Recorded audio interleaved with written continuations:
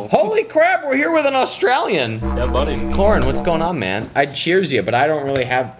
Clement took all the wine. Look at this right here. Look, this Clement got ambitious tonight. He just decided he's gonna use up all the wine. Well, Clement, you got some catching up to do. Yeah. Why don't you kick us off? Oh my goodness, it's the most pathetic thing watching you drink wine. And Coran, you go by the FBA broker. We're going to talk about selling some businesses tonight? Yeah, that'd be great. You were working on some deals today, yeah? I was. Always working those deals. Always working those deals. All right, hey, let's jump in. We got a lot to talk about because I believe in building businesses to sell. I've now sold a couple of businesses. Clement, the good doctor, and I have acquired a couple of businesses ourselves, so I'm on both sides of the aisle, buying and selling businesses. And Coran sees more deal flow in the Amazon space specifically than anybody else I know. So Coran, what are you seeing go on in the space right now? Oh, mate, a ton. There's a lot Forgive of me while I drink my one sip of wine that Dr. Clement left for me. I'll act all sophisticated. Oh, I drink my one sip. I'll drink my water. Yeah. Oh, come on! All right, Coran, tell us everything. Wow. If I had wine, I could tell you more. But no, the space is crazy. What we're seeing a lot is the money on the buy side is ridiculous. So real money is coming into the space. And well, how do you define real money? So I would say in the $10-50 million plus budget range is real money. So strategic acquirers, companies that have access to almost unlimited capital for the right deals. That's what we're seeing. We're also seeing international brands that are looking to acquire product-based businesses that have proven their market on Amazon, and they're looking to take them into their other channels. And what type of channels do those businesses tend to be focused So on? one in particular has, I'll tell you a little bit about these guys. So I'm from Australia. You guys, we're in the States right now, just been in Europe. These products that these guys have are in all of those locations. They have thousands of sales channels into retail, wholesale, worldwide distribution. So it's not online. What they do online is small compared to their actual business. So they're looking for products that could go into retail, that have proven their model, right? So they've solved when you say proven model, what does that mean? What type of model? They're solving a problem for a customer. Okay. So they've created a brand, they've created products that solve a problem for a real customer. Mm-hmm. And that's the type of product they're looking for. That can also go into retail, right? And they actually said to me, look, we're looking to buy... I'm listening, Coran. Keep going. Keep spitting gold while Clement spits out his wine. They're looking to buy these brands while they're small, call up the sales department, say, hey, put these in 1,000 stores.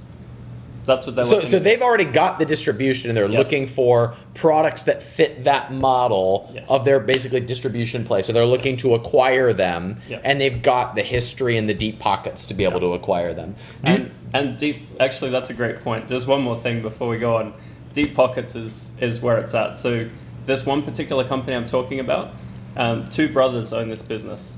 The head of M&A I was talking to, I said, well, what's your budget range for the first acquisition? He said, well, one of the brothers One of the brothers and I do M&A.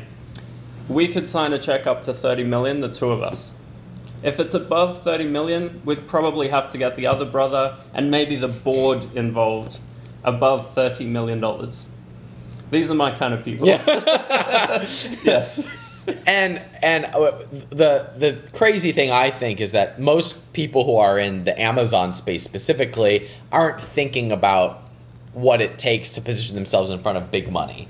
And now you're seeing it inevitable, that you see all the big money moving into the space. It was only a matter of time. It's finally happening. So how do you work with a lot of the 1 and 2 person shows that are selling to these strategic buyers? So how are you advising them to approach those types of situations? Sure. So it's really about packaging up the business to position it in such a way that it appeals to these type of buyers. Okay. They need to be ready to go depending on the buyer type, they have a lot of different metrics they're looking at. And it's tough to be perfect for everyone. So we try and position them for success going into the sale. So often we're preparing 6 to 24 months ahead of time. Wow. Before actually going to market. And what's actually being done in that 6 to 12 months? Yeah. So a lot of people, they start an FBA business, let's call it, just with the idea of what's selling on Amazon, what can I source, what can I make money on, what can I rank. And that's how you get started. That's all good and well. Maybe you find a product line, a niche that's great. Let's say sports and fitness. You're in one type of fitness, right? That's your jam. You get something ranking in this. Mm-hmm. If you double down on this niche and you say, okay, I'm going to create more products around this niche, it's going to take some time. So that first year is often figuring out what works. The second year is really doubling down on building out products for that niche. The third and fourth year are often either expanding again or optimizing for a sale. So you can't aggressively be growing and be positioning for an optimal sale. You can or you can't. It's hard because one of the things you want is good net margin. So that's something you can't be taking great net profit out of a business if you're while you're also scaling, growing. like you're also investing in advertising and so it's two different levers to be pulling. When you, I know this from my experience and how we addressed it when I've sold a couple of businesses, but when you're working with these businesses, are you advising them to not go to market until they're at that place where they're stepping back and now managing profitability? It depends on the business and depends on the goal of the seller. So in some cases, we've had clients recently that say, yep, I get that I could grow this bigger and I could position this for a bigger exit. However, the market rate, the value of my business today is enough for me to say, this is a hell yes number. What types are you seeing any specific markets or any specific industries sell for higher multiples, or just like open-ended question, what types of businesses are selling for the most as of right now? Yeah, so actually the type of, you're talking Kiev was all about building a real brand, having product synergy, solving problems for that target market. And that's actually what's always going to sell better than another business. Well, compared to what? Yeah, so, what's I think in brands, so like what's the opposite? Yeah, so we see a lot. Anyone that sells via fulfillment by Amazon will come to us and think they can sell their business. Got it. So in some cases, they could have a business on paper, but maybe they've got 3-4 different brands and 6 products. But 3 of those brands are a name and they have one product each. Got it. And there's no synergy between those products at all. All they're doing is looking on all the online tools to figure out what's selling well. And then they'll go do that. And then they'll look for something else. They'll go sell this. And is there a market for that? Do those businesses sell? Depends. They're not slam dunks. Hell no. But brands are slam dunks. They can be, yes. Who has been saying this for years and years and years? I wish there was somebody who had warned us. Yes. And I don't know who mentioned this. It was definitely not you, but someone who said, start a different brand for each product you create. It's ridiculous. Who would give that advice? I don't know, but I have conversations with people. I've got 3 brands, and then we go to look at the business. This is not 3 brands. This is 3 products. There's not any brand synergy. Whoever said that should be hit in the shoulder with a wet dog. With a wet dog? A wet dog. A wet dog. A wet dog. Have you ever been hit? Cash. Have you ever been hit in the shoulder, particularly the left shoulder with a wet dog? You know what they say about that? It hurts like a bitch. Oh. Yeah. I'm a dad. I think we just lost everyone. Yeah. We're done. Shut it all down. Looking forward to Brand Builder Summit. Oh, are you all signed up? Yes, I am. Got a group of 4 of us coming, so. Good man. Looking forward to that. Good man. So my question would be, how would one go about getting the most out of the experience, or how would you go about getting the most out of the experience if you weren't in your position? So I don't know what you're up to in life besides preparing for these other brands, but it sounds to me like you need to be in yes mode. And yes mode means you're looking for opportunities to open up. You're looking for new partnerships that excite you. You're looking for new ideas because you've got fresh eyes, you're flush with cash, you got some time, you have a little bit of experience, so you get to be the chooser in terms of what opportunities you pursue. To me, that's yes mode. So your goal at an event like Brand Builder Summit is to be looking at the people in the room that you might want to start new businesses with, the people that look like ideal partners for you, and the ideas that are going to be shared from stage that give you that fresh perspective on something that you haven't considered before. And you're like, oh, dude, that's the thing we're going to go all in on. Maybe Catherine Lavery will be sharing about what's working really well in crowdfunding or on Shopify. Or Ezra Firestone will be talking about building up audiences. Or you'll be learning from Chaz Smith about video marketing. Or you'll be learning from Coran Woodmass, who's going to be speaking at Brand Builder Summit about some of the businesses that are being positioned for sale.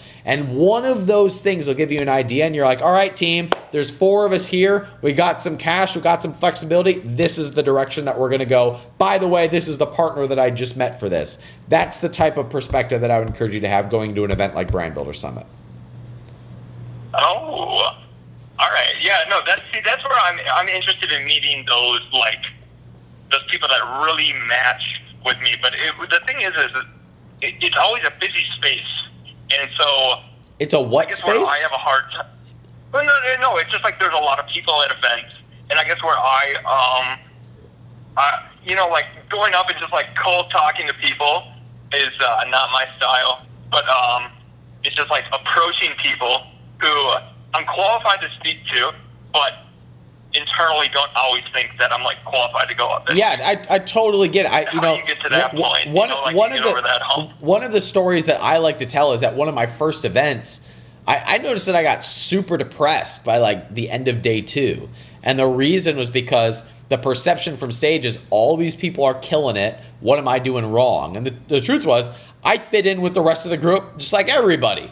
All right, but the perception is everybody's sharing their best stuff. Everybody's playing a who's got a bigger dick contest. And as a result, it's really easy to feel kind of bad about yourself, which is why our events are really, really different. And there's no ego at our events. Like at Brand Builder Summit, you're literally going to be around a campfire cooking s'mores with a multimillionaire who's doing a roll-up, and you won't even know what he does for a living because you're sitting there talking about some unrelated topic while you're cooking a s'more, and then later you go have a glass of wine and a beer and you start talking business.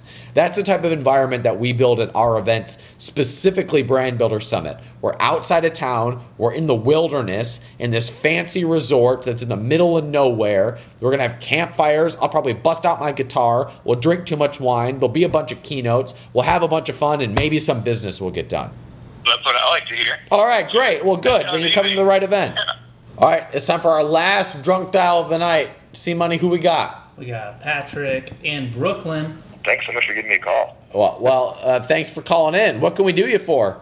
What kind of techniques, habits have either any of you sort of developed to keep holding yourself accountable and that would keep you from executing, keep you from doing the things that you really want to do? That's a fantastic question. I'll take it first. I'll say having skin in the game, put yourself at accountability to yourself. And skin in the game can come in the terms of investment. It can come in the form of time. It can come in the form of public commitments. That's how you get skin in the game. But I don't think there's any replacement for mentorship and community accountability. Mentorship is ultimately, we're only accountable to other human beings. We tend not to be accountable to ourselves. We're accountable to communities, and we're accountable to individuals, which come in the form of coaches or mentors. And that is who will hold you accountable to clearing out your own mental BS, if you will. I also am a voracious journaler. I journal just about every day. I'm writing down my thoughts, but I actually read my journal more than I write in it because I'm going through the reflections that I've had at up times, down times.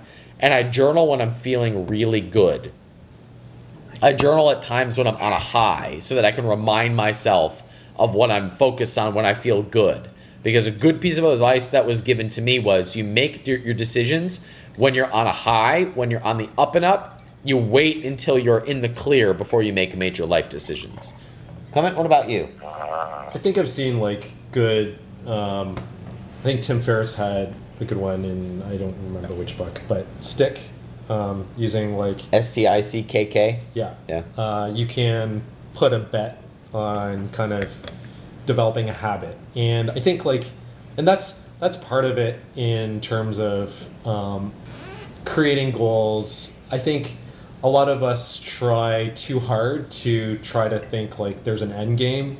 Try to enjoy the process. Try to figure out ways to systemize and to do like to be consistent about what you do and enjoy the road. Otherwise, like I think a business is more of a marathon than a sprint. And if you think of it as a sprint, it's really easy to get disappointed really quickly. No get joke. Burnt out. And I think like also as an entrepreneur, I think like it's a lonely road.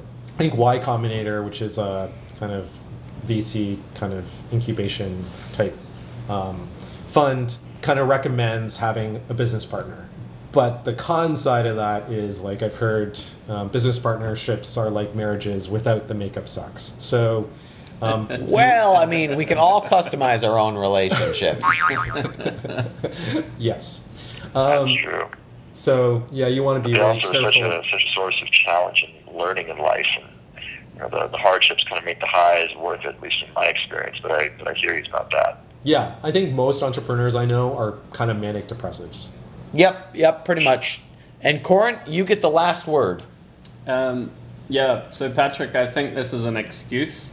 And what I mean by that is what you said at the beginning, if I remember correctly, was you have all this mental baggage stopping you from moving forward.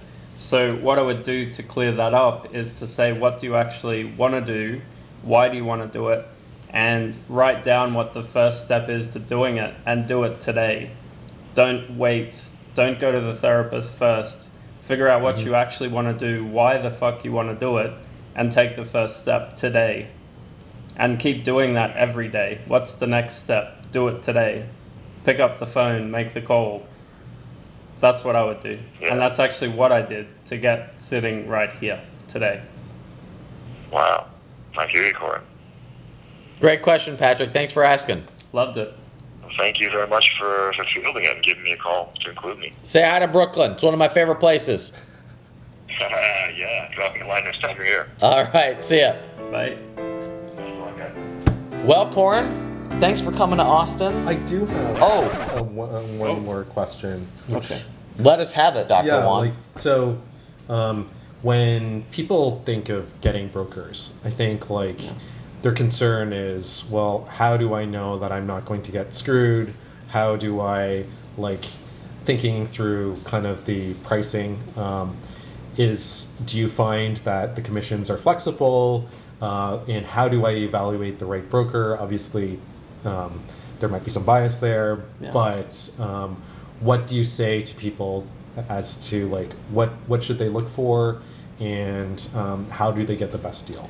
Good questions. So how do you pick a broker? Actually, when I first talk to people on a call, I say there's 3 things we aim to get out of our first intro call. 1 is we'll figure out what the value of your business is today. Number 2 is now the best time to sell, or is it best to plan for an exit and sell later? And 3 is, are we the best broker to help you? Because I'm not the best broker for everyone, and not all clients are the best fit for me. As far as picking a broker, you want someone that, whatever niche you're in, so even if you're not doing physical products, whatever you're doing, if you're in SaaS, if you have a service-based business, you want to work with a broker that has a track record in an experience knowledge database of specific buyer types. So for instance, we can tell you we have over 800 million in capital available from our registered buyers alone. The people that have taken the time to say, put their hand up, this is what our budget is, and given us all their information, 800 million. So I can say for physical product brands, that's how much our buyers have to deploy. So if a broker can't answer that question for your vertical, that's not a good sign. They should be able to tell you that. They should be able to tell you for your business how long this process could take, what the deal terms are typically like, how to best position your business. And if you're not in a position to sell right now, they should have the balls to say that. And realistic valuation is another thing. We don't push for a huge multiple and then reduce the price just to say, oh, we couldn't sell it for that, let's reduce the price. We see this a lot because we map the whole market. And this happens in real estate. This isn't exclusive to business brokerage. So it's not always the broker that tells you the highest price, because the chance of them actually getting it closed at that is one thing. For instance, I was talking to someone recently, their friend sold a business for 4x net profit for a fairly small business. And I said, oh, that's great. What was the deal terms? And he said, well, it was 50% up front. That included inventory, and we paid our broker their full fee at the beginning. So if you actually break all of that down, you got like $8. They got a really shitty deal to say they sold at 4x. So the deal term as well, how can you help me through the deal process is what I'd want to know. And will you, as the broker, walk away from a deal that isn't good for me and tell me, look, this isn't a good deal for you, let's go find another buyer, even if it means the broker may not sell the business. That's the type of commitment I'd want in a broker. And on like price or cost for a broker, what should people typically anticipate, and how hard or soft are those numbers? Yeah, so price is an interesting one. When I was selling businesses myself, I was looking at more who could get a deal done and for a market rate, not necessarily how do I get the cheapest broker or the cheapest fee. So in some ways you get what you pay for. Sometimes it's not always the case, but there are some market averages for commissions that should be adhered to. And also go with what the broker's been doing for you. So talking is easy. So someone just saying, oh, I can get you this and I'll charge you less, that's just talk. What have they actually been doing for you up until that point? Have they been following up with you? Have they been professional? Have they been helping you prepare for a sale regardless? Give it to us straight, Coran. What's the amount? Sure. So there's lots of different things. So we use the M&A standard, which is the double Lehman formula. So that's what we use. And that's pretty standard across the industry. Some brokers will what charge is that less. For people who don't know what So the double Lehman formula was from the Lehman Brothers, which maybe we shouldn't be following this stellar record of progress from the past. But basically, when they were raising capital, it started as a single Lehman, then became the double Lehman. So essentially, it's 10% on the first million, 8% on the second million, and it scales down at two less until it gets to 2%, then that's it for the rest. So it's a money in scenario. So the more you sell for, the less the lower the commission goes. Makes sense. Yeah. So that's what we use. And sometimes there's a performance component. So we'll say here's a flat rate, and then if we get above this price point, then we'll take a higher percentage. Some people brokers will just say we'll go rock bottom just to try and win the deal. And I think if someone's, definitely speak to a number of brokers. Don't just go with one. Get a feel for what's out in the marketplace. Get a sense, ask all the same questions to each one and see which one you want to deal with. I have a friend recently that spoke to 7 or 8 other brokers, and he's fortunately coming back to us, which is great. But he gave us some insight into the market, and there were some things that we were taking notes on. So definitely go talk to the market. And if there's an outlier, if someone's saying half what everyone else is saying, why are they saying half? Are they needing a deal, or are they actually providing some? Do they have something else to back that up? Well, and it's negotiable. No.